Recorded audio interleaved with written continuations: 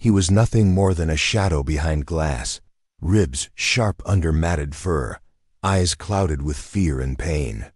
Locked inside an antique display case and left to die under the ruthless sun, he made no sound. No cries, no growls, just silence. The kind that only comes from a soul that's been beaten too many times to hope anymore. But fate wasn't finished with him. Across that filthy alley in a forgotten corner of Los Angeles, a broken old soldier took one look at that dog and saw himself. What followed was not just a rescue, but a war. A war for justice, a war for healing, and a war to prove that even in the final chapters of life, we are still capable of rewriting the story, not just for ourselves, but for those who can't fight alone. This isn't just a story about a dog. It's about survival. It's about redemption. And it's going to leave you shattered, then whole again. If you believe broken souls can still change the world, hit subscribe and join the legacy. The glass pressed against his ribs every time he tried to move, but there was no room to shift. He had lost track of time. 3 days, maybe 4. Hunger had long since faded into something hollow, and thirst burned like fire down his throat. His tongue, dry and cracked, stuck to his teeth, some of which were broken from biting metal. July heat had turned the small glass case into a coffin-sized oven, sealed shut and left in the back alley of a posh Los Angeles neighborhood. Outside, the world moved on, and inside, he waited to die. Then, footsteps. Slow, heavy, the kind of footsteps that made his battered muscles flinch on instinct. No barking, never bark. Barking meant pain, the chain, the fist, the cigarette. He stayed still, eyes scarred and barely able to see through the grime of the glass, just enough to make out a figure approaching, an older man, hunched, dragging trash bags. The man paused, stared, their eyes met. The dog's instinct screamed to look away, to avoid what always followed. But something in that man's face, weathered, cracked open by too many losses, held him frozen. Those eyes weren't cold. They were filled with something else. Water, grief, recognition. The man dropped the bag slowly.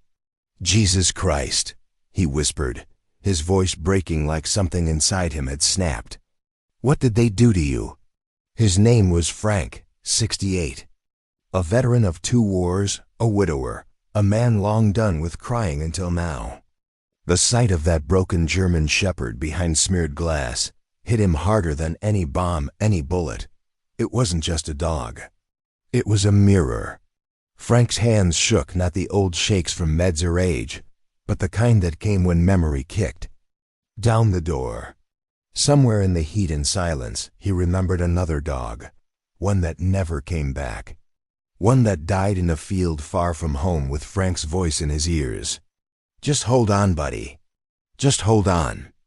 This dog, this one, was still alive, barely. Frank didn't know how long he stood there, heart pounding like war drums in his chest. But when he turned and limped back to his gallery, it was with purpose. He didn't care that the building was bleeding money. He didn't care that his daughter begged him to move to a retirement home. He only cared about the bolt cutters in the back, rusted but solid, just like him. When he returned, bottle of water in one hand, cutters in the other. The case hadn't moved. The dog hadn't either. His limbs were folded wrong, pinned in a space never meant for breath or blood or life. "I'm Frank," he said softly, lowering to one knee, every joint screaming in protest. "I'm gonna get you out." The lock gave after 3 tries. The sound of it snapping made the dog flinch so hard his ribs rattled under skin stretched. Too thin, the door swung open. The heat hit Frank's face like a crime scene. But the dog stayed frozen. Hope and terror battled in his eyes. Frank didn't know which one was worse. "It's okay," he lied, "because that's what you do when you're not sure the truth will hold. No one's gonna hurt you now." Frank reached in slowly, his hands open, letting the dog see he carried nothing but gentleness. The stench hit him first: infection, blood, waste, And something worse, surrender. The kind of smell that doesn't come from filth, but from a living thing that no longer expects to be saved. The collar on the dog's neck wasn't leather or nylon. It was a ring of rusted metal, half swallowed by flesh. Skin had grown. Over parts of it, like the body had tried to forget it was there. When Frank's fingertips brushed the dog's head, the reaction wasn't fear, it was need. The shepherd leaned into the touch, just a fraction, almost too small to notice, but it was enough to break something wide open in Frank's chest. "Yeah," he whispered, voice rough as gravel. "Me too, son, me too." He lifted the dog. Gently, expecting struggle or noise. There was neither. Just 90 pounds of lifeless trust, laid across the back seat of his old Chevy-like cargo from a battlefield. The dog's breathing was shallow, his paws twitching every few seconds as if haunted by places they'd been. Frank kept glancing at him through the mirror. No sound. No movement. Just the long, slow drag of breath, as if every inhale was a debate. The vet clinic loomed ahead, cold and sterile, and lit by buzzing fluorescent lights. But tonight, it looked like hope. Dr. Emily Grant stood at the emergency entrance, her white coat wrinkled, her eyes sharp. She had seen animals in every state over 30 years, but when Frank opened the back door, her breath caught. "Dear God," she murmured, and then caught herself. "Bring him in." Inside, the table gleamed like steel judgment. The dog, Frank, still didn't know his name, lay still as Emily examined him. Every touch revealed something worse. Burns, scars, old breaks that had healed wrong. His tail was tucked so tightly it disappeared. Emily's voice was calm, but her hands trembled. "This collar, it's embedded. We'll need to cut it out surgically. These marks here, these are cigarette burns. Someone did this slowly, deliberately. The pattern's too clean to be random." Frank clenched his fists. In a war zone, you knew how to deal with monsters. Here, all you could do was stand and watch. His eye, she continued, pointing gently, clouded from blunt force. His teeth, look at this. Broken from trying to chew metal. These aren't accidents. This was done to break him. Frank said nothing. He already knew. He'd seen men broken the same way. Emily paused at her computer. "He's chipped," she said. "Registered to a man named Richard Hawley. Address in Beverly Hills." Frank's stomach turned. The name rang bells, the kind tied to money and power, and the kind of silence you can buy. Emily sighed. "He's severely dehydrated, infected, malnourished, and Frank ... She met his eyes. "He might not make it." Frank didn't flinch. "He will," he said. "I saw it in his eyes. He's still fighting." She nodded. "I'll do everything I can." Frank looked at the dog. At the damage, at the trembling chest still choosing breath. "Do what you need," he said quietly. "Whatever it takes." He's not going back. Frank stayed long after midnight, sitting silently in the corner of the exam room while the vet staff worked around the clock. The dog, who still hadn't made a sound, lay sedated, 4 lines snaking into fragile limbs. Emily had cleaned his wounds, documented every injury, and scheduled emergency surgery to remove the collar. Frank watched, unmoving, as she gently touched the dog's ribs. Even unconscious, he flinched. "That's trauma memory," she said quietly. "It's in his nervous system now." Frank didn't need an explanation. He carried the same reflexes. Loud noises still made his body stiffen. He still ducked at fireworks, still scanned corners like he was in a war zone. You don't forget pain. You learn to live around it. At home, the silence was louder than ever. Jessica had called 3 times. He didn't answer. There was no explaining this, no way to make her understand what it felt like to look into a dog's eyes and see his own nightmares staring back. He thought of the way the shepherd leaned into his hand, that half-inch of trust.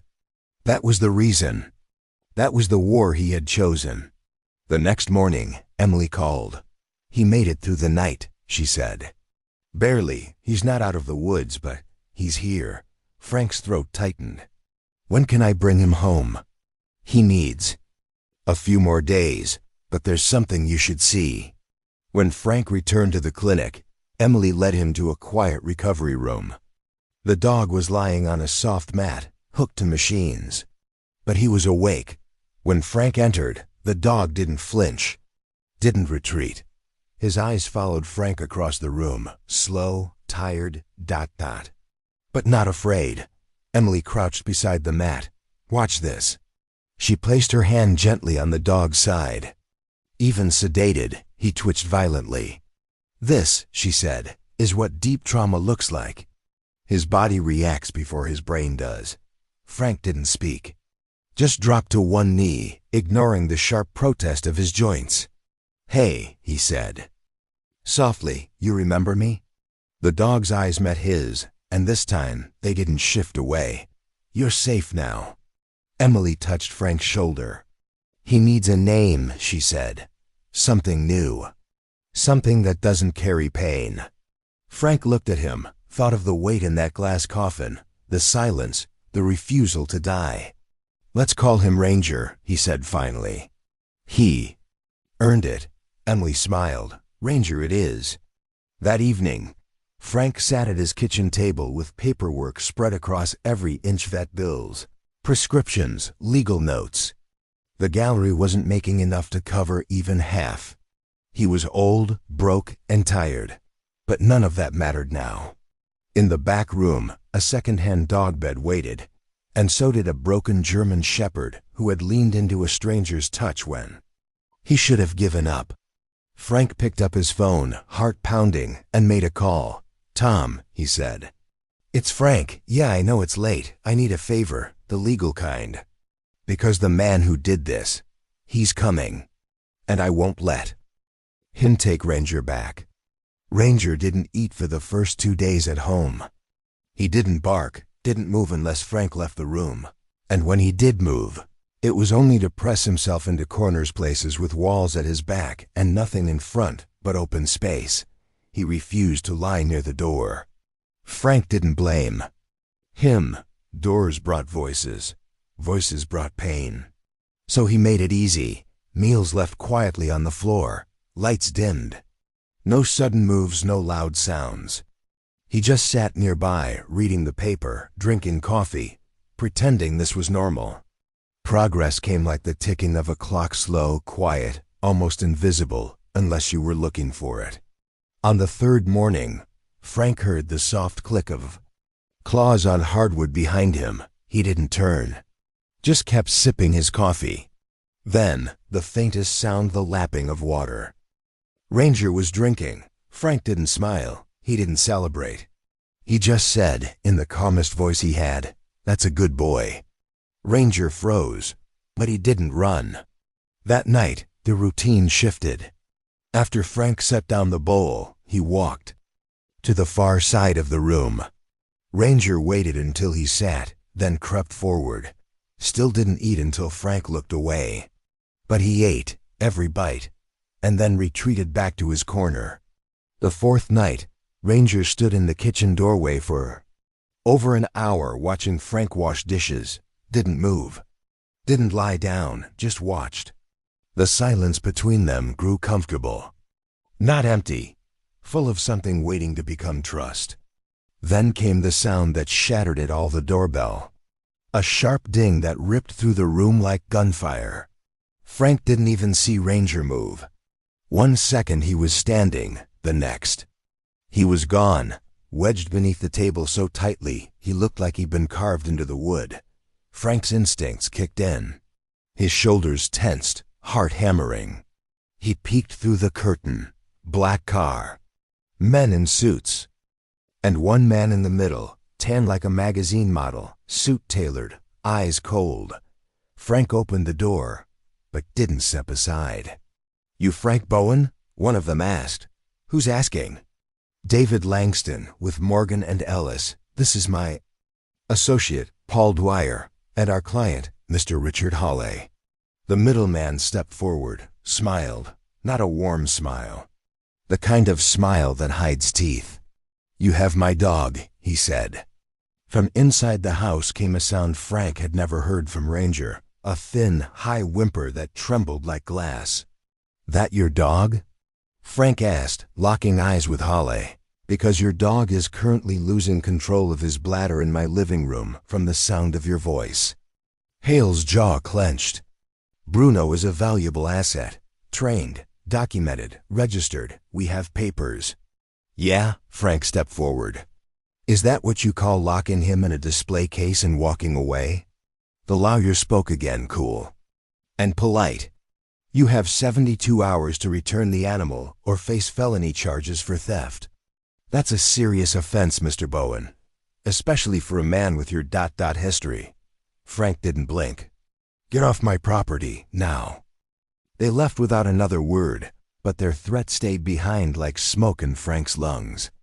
As the black car disappeared down the street, he shut the door and turned around. Ranger was still under the table, trembling so hard the legs rattled. Vomit pooled beside him, the smell of urine mixed with fear. His eyes were wide, wild, the whites showing like a horse about to bolt. "Hey," Frank said gently, lowering himself to the floor with the stiffness of a man too used to pain. "Hey, soldier. They're gone. You're safe." But Ranger didn't hear safety. He heard ghosts. Frank didn't reach for him, didn't touch him. He just sat there, back against the cabinets, knees screaming. And he talked, told stories. Not for the dog, but maybe a little for himself. About nights in the desert, about old friends with younger faces, about a woman named Claire who made coffee at 3 a.m. when the nightmares came. He talked about silence and how it gets louder the older you get. How some wounds don't bleed, but still kill parts of you. "I know you think he's coming back," Frank whispered, eyes on the shadows where Ranger hid. "But I need you to believe me when I say, not on my watch." It took 3 hours for Ranger to stop shaking.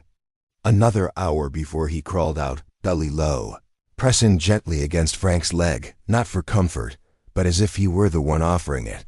Because that's what soldiers did, even broken ones. Especially broken ones. That night, Frank made another call. "Tom, it's me. They already showed up." And it wasn't just lawyers. Holly came himself. There was a pause. "Jesus, Frank, that man's got federal contracts, security clearances. He doesn't show up unless something's personal." "It is personal," Frank said. I looked him in the eye. "He wants the dog back, not because he cares, but because he wants to win." "You need more than righteous anger," Tom said. "We need evidence, real proof. Vet reports, photos, anything that shows what they did to him. Otherwise, it's just a custody dispute." Frank looked at Ranger, who had finally collapsed into a restless sleep on the rug. Even in dreams, he twitched. "I've got the vet's report. Photos, too. X-rays showing old breaks." "It's a start," Tom said. "But Holly will claim training accidents. That this was a working dog program gone wrong. They operate in legal gray zones. You need something black and white. Then we make it black and white," Frank said. "I don't know how yet, but I've got 72 hours to figure it out." After he hung up, he sat in the quiet with Ranger. Beside him, both breathing the kind of heavy, shared air that says everything without a word. Somewhere out there, a rich man was pouring a glass of scotch, confident that money would erase all sin. But Frank had nothing left to lose. And when you've already lost everything, the one thing they can't take is your fight. The next 2 days tested every inch of progress Ranger had made. He stopped eating again, wouldn't leave the kitchen. Every sound, every shadow made him freeze. Frank tried everything: quiet routines, soothing words, even leaving the house. For hours to give him space. Nothing worked. Ranger stayed under the table, eyes wide and glassy, his ribs rising with shallow breaths. On the second night, Frank tried to take him to the vet for a follow-up. The moment he lifted the leash, Ranger pressed himself so hard against the wall that Frank thought his bones might snap. His eyes weren't pleading. They were accusing. As if Frank had betrayed him. As if all the trust they'd built had been part of the same trap. Frank dropped the leash. "Okay," he whispered. "Okay, soldier. We do this your way." He sat on the cold tile floor, back against the fridge, and pulled out his phone. He didn't speak to Ranger. That felt like pressure. He'd just read headlines, weather reports, baseball scores, anything with a steady rhythm. His voice became background noise, calm and forgettable. Around midnight, Ranger moved. Just his head, turning slightly to look through the chair legs. Frank kept reading, didn't react. By morning, Ranger's nose had cleared the shadows. Frank had dozed off. Neck cricked, phone dead in his lap. When he opened his eyes, Ranger was watching him. Still far away, still unreachable but present. It was something. Progress. That morning while Frank made coffee, the phone rang. Tom's voice came through, low and tight. "I found someone. A guy named Marcus Lee, used to run Hale's dog program. Quit 2 years ago. Lives in Riverside. Might talk if he's approached the right way. Send me the address," Frank said. "Frank, be careful. Hale's not just rich, he's connected. We're poking a bear with a bloody stick." "Yeah," Frank said, looking down at Ranger, who had finally emerged far enough to drink from his bowl. "But sometimes the bear deserves it." The drive to Riverside took 2 hours. Frank left Ranger with his neighbor, Mrs. Whitaker, a retired nurse who'd lost her own shepherd last winter and didn't ask questions. Marcus lived in a rundown apartment complex with security cameras that didn't work and neighbors who didn't look twice.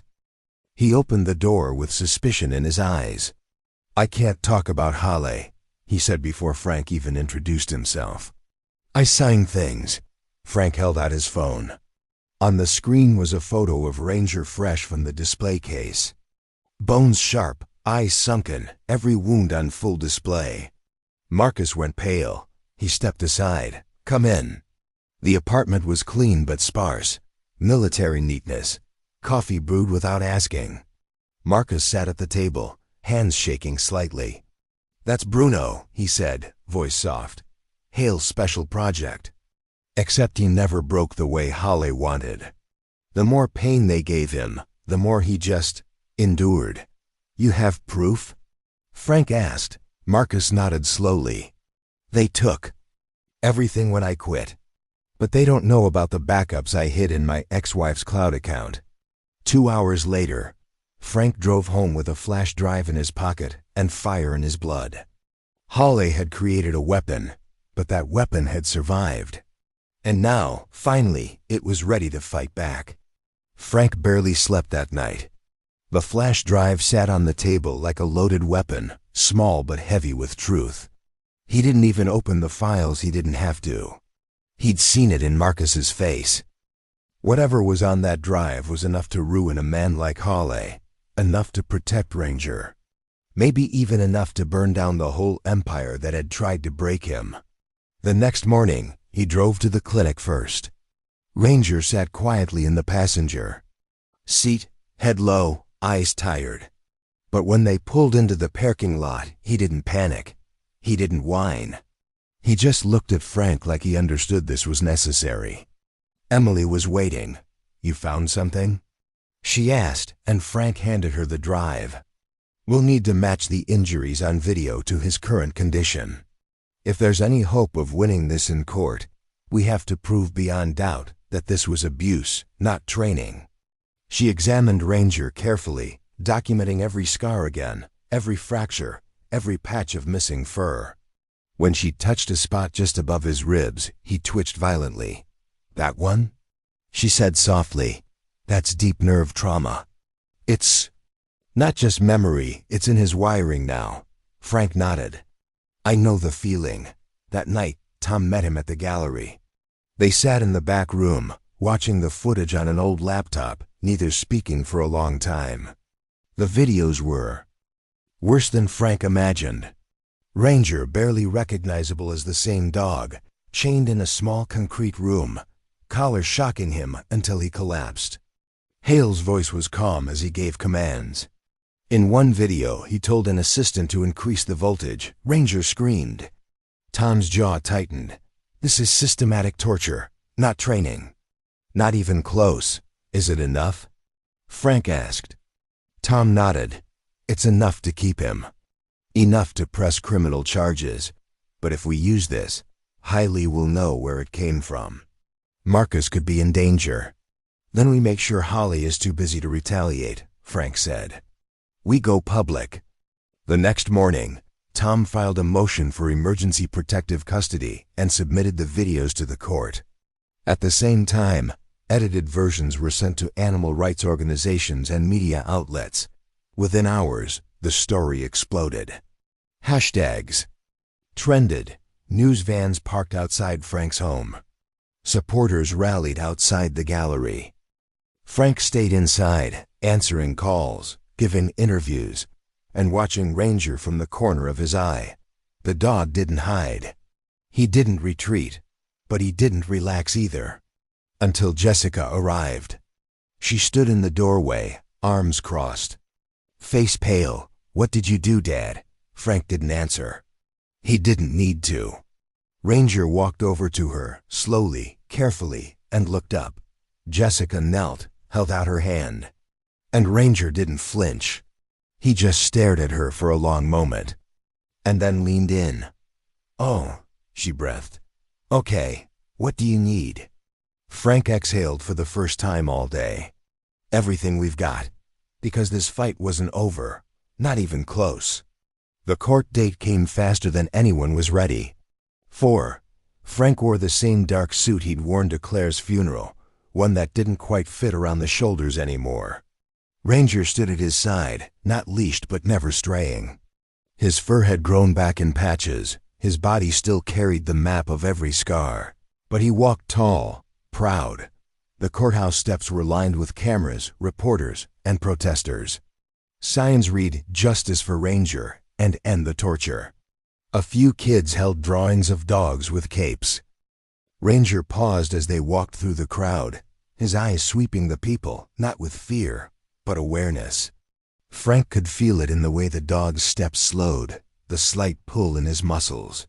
"We've got this," Frank whispered, and together they stepped through the doors. Howell was already inside, surrounded by lawyers in expensive suits. He didn't look at Frank, but the moment Ranger entered, his eyes snapped to the dog like a magnet finding metal. Ranger stopped dead. He dropped to his belly, shaking, tail curled under him. Then came the worst of it, the sharp, involuntary whimper of terror. A puddle spread beneath him across the courtroom's polished floor. Gasps rose from the gallery. Frank dropped to his knees, shielding Ranger's body with his own. "Not now," he whispered. "Stay with me, soldier. Just a little longer." "The dog is clearly unstable," one of Hale's attorneys said, his voice echoing like judgment. But the judge had seen it all. Her gaze was cold steel. "The dog stays," she said. "And I'll note the reaction upon entering the courtroom." The proceedings began. Hale's team argued documents, training records, ownership rights. They painted Frank as an old man living in a fantasy, unstable, delusional, and dangerously attached to something that didn't belong to him. But then it was Tom's turn. He played the videos, one by one, no music. No narration, just the truth. The courtroom was silent except for the sound of cruelty on repeat. People turned away, some cried. Ranger shook under Frank's hand but never moved. He watched Holly, and when the final video played, the one where Holly calmly told the assistant to increase the punishment, Ranger stood. His legs trembled. His teeth bared. And from somewhere deep inside him came a growl, not fear, not pain, defiance. The judge leaned forward. "Mr. Holly," she said, voice cutting through the silence like a blade, "do you deny that is you?" Holly stood, trying to smile. "These are training sessions. This is torture," she snapped. "I've seen enough." In the end, the verdict was simple. Holly lost everything. ownership rights terminated. Criminal charges pending, a permanent restraining order filed. Ranger was now legally and forever Frank's dog. But that wasn't the moment that mattered most. It came outside, on the steps, in the sun. Frank crouched beside Ranger, scratched behind his ear, and said, "It's over." And for the first time, Ranger wagged his tail, a full, slow sweep of trust. A soldier finally standing down. And that was the real victory.